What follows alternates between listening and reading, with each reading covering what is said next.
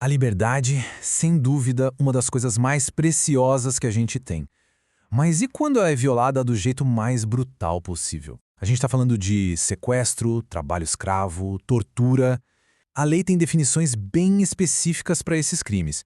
Nessa análise, a gente vai mergulhar no que o Código Penal diz sobre essas ações que atacam a base da nossa autonomia e da nossa dignidade.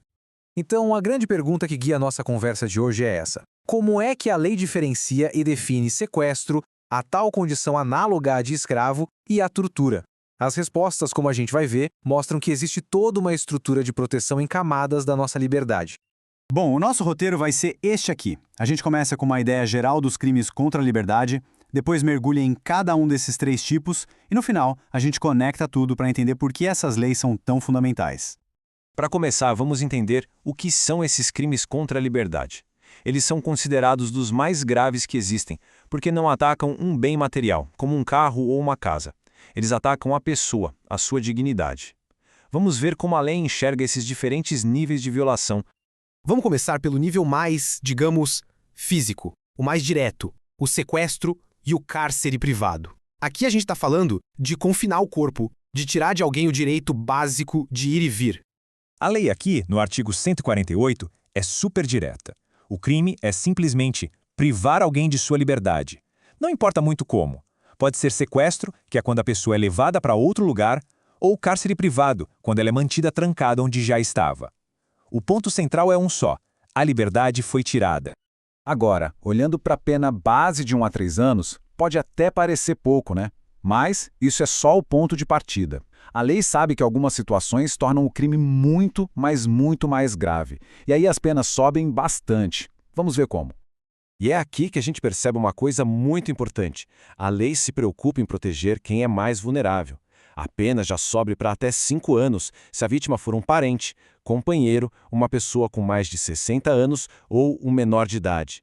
A mesma coisa acontece se o crime tem motivações sexuais, se dura mais de 15 dias ou se acontece em lugares como hospitais. E o cenário fica ainda mais pesado. Se a vítima, por causa dos maus tratos ou das péssimas condições do cativeiro, sofre um dano grave, seja físico ou moral, a pena salta para até 8 anos. A lei deixa bem claro que não é só sobre prender. A forma como a pessoa é tratada nesse período importa, e muito.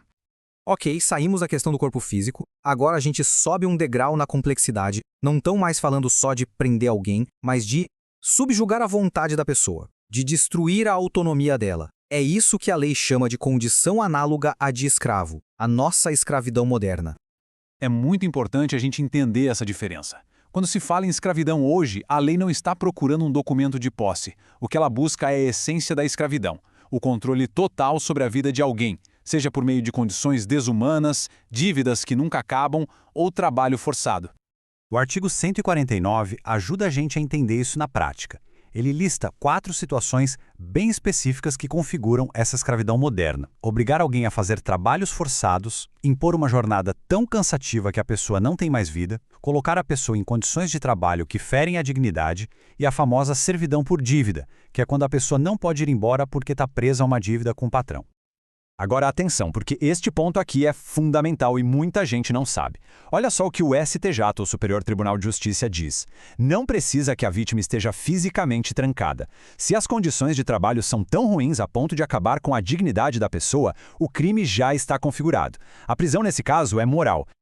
E de novo, assim como a gente viu no sequestro, a lei aperta o cerco para proteger os mais vulneráveis. A pena aqui aumenta pela metade se a vítima é uma criança ou adolescente, e também aumenta se o crime foi motivado por preconceito, seja de raça, cor, etnia, religião ou origem.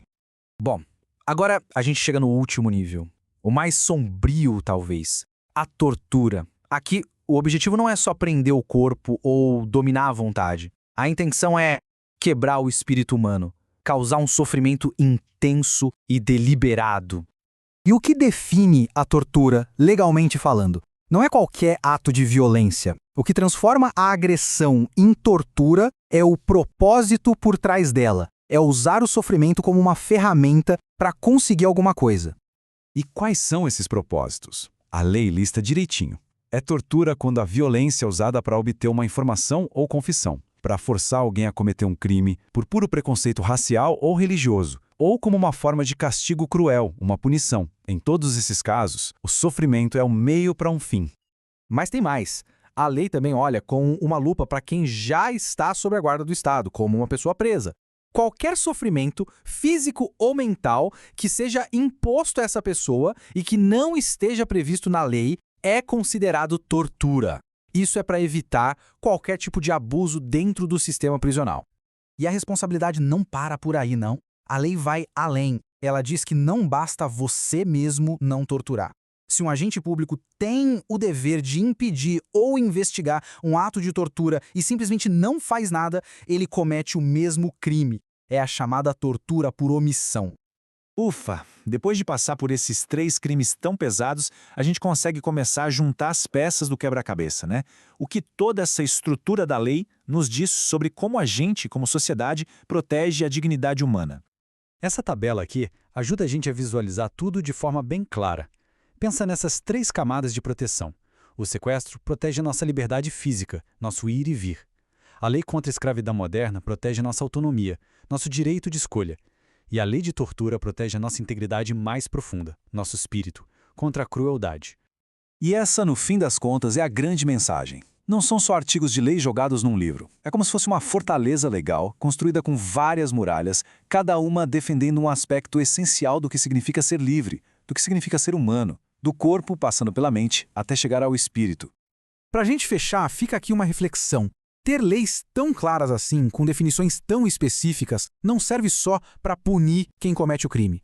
Essa clareza toda serve para proteger as pessoas de abusos e, ao mesmo tempo, para guiar o trabalho da polícia, mostrando exatamente onde fica a linha que separa uma ação legal de um crime contra a própria humanidade.